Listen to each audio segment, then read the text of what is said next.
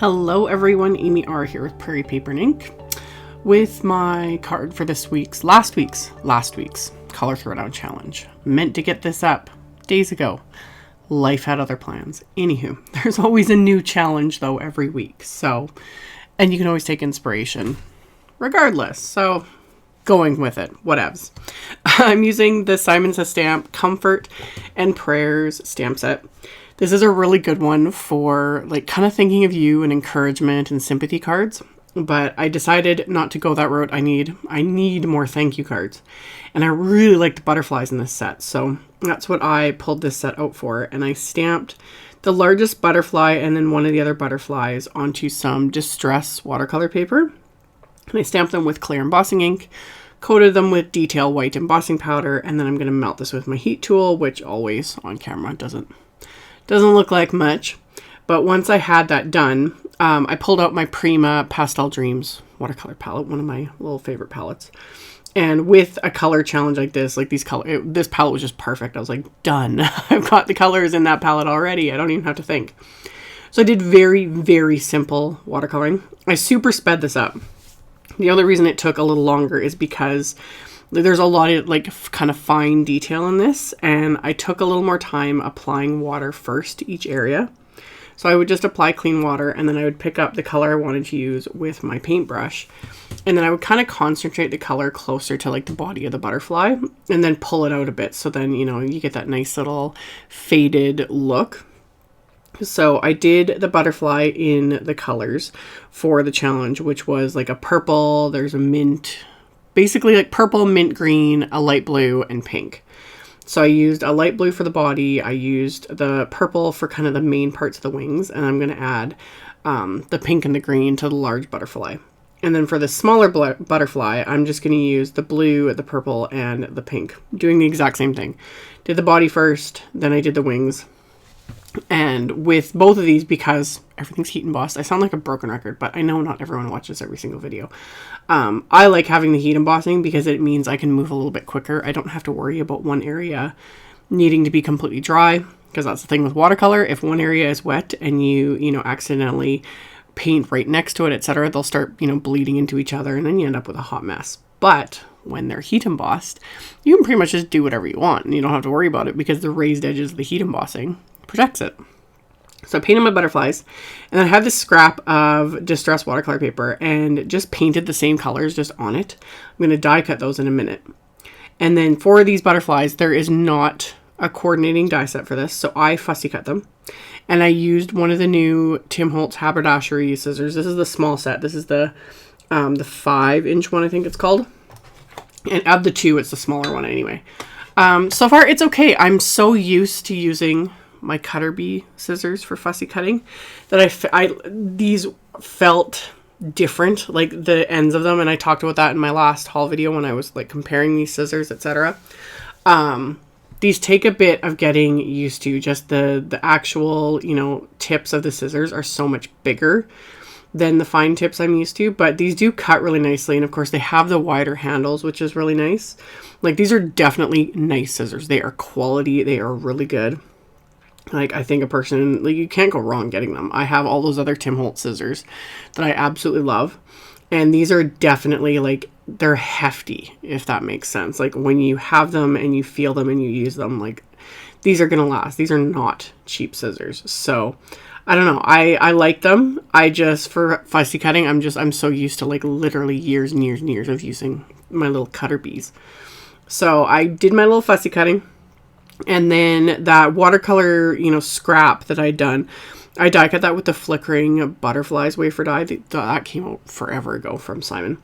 I will have links to everything, though, in the description box. So I did all my die cutting, my fussy cutting, and then I trimmed down a piece of Surf Blue cardstock. And on that, I'm going to stamp the outline butterflies background because it's super pretty. And rather than get out a blue ink, I'm just going to use my clear embossing ink because that gives you the kind of tone-on-tone watermark look, which I don't do very often. This used to be just the thing back in the day. I don't do very often because I have pretty much every ink color known to man.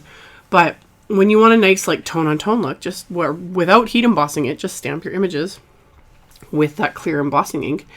and you just get that pretty soft tone on tone look, and you don't need to have tons of ink colors. So as I did on the background, and then for my sentiment, I used the thank you script wafer die, and I die cut the words from some lavender cardstock, and I just die cut 2 of each for the words. I decided to stack them up, just a couple, because I'm going to be backing them with the vellum, but you know, I like having my sentiments stacked. It just gives it that little extra bit of depth. So I just coated the back of these with my craft tacky glue. And then once I had the words stacked, I can adhere them to the outline that I die cut from vellum. And just going really light on the adhesive because I don't want it oozing out everywhere. And then once those are adhered to the vellum, I'm going to apply that adhesive behind the words on the vellum as well. I don't want the adhesive peeking out at all because it's vellum. You see adhesive through it regardless. So I only apply adhesive right behind the actual die cut words, and then that way you won't be able to see it at all. So again, just a really light hand with the adhesive, just really lightly dabbing it here and there behind those letters. And then I can adhere this to my background.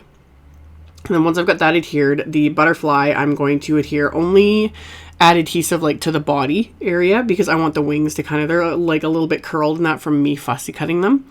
So it just adds, you know, extra dimension. So I'm going to adhere that into place with the craft tacky glue. And then all the little butterflies I die cut, I'm also going to kind of adhere those along this card as well. It just kind of pulls in more of those colors. Plus they're just cute. So adhere all those into place again with just dabs of the craft tacky glue right into the like center of each one so that their wings can kind of pop up a little bit. And then I'd set aside a couple along with that second butterfly that I had watercolored. I'm going to use that on the inside of my card. So before I get to that though, I wanted to stamp a sentiment just to add to the card front, and I still had space left on this like scrap of watercolor paper, so I was like, I'll just use this. So I inked up a stamp from that Comfort and Prayers set just with my picked raspberry Distress Oxide ink.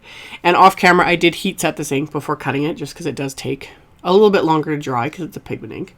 But I dried it, trimmed it down with my paper trimmer, and then I'm just going to pop this into place with a little foam square that I'm just going to trim down since it's a tiny little piece like this.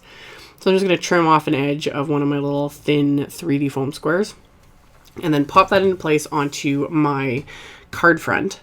And then for the inside of the card, I pulled out the new Tiny Words Encouragement stamp set.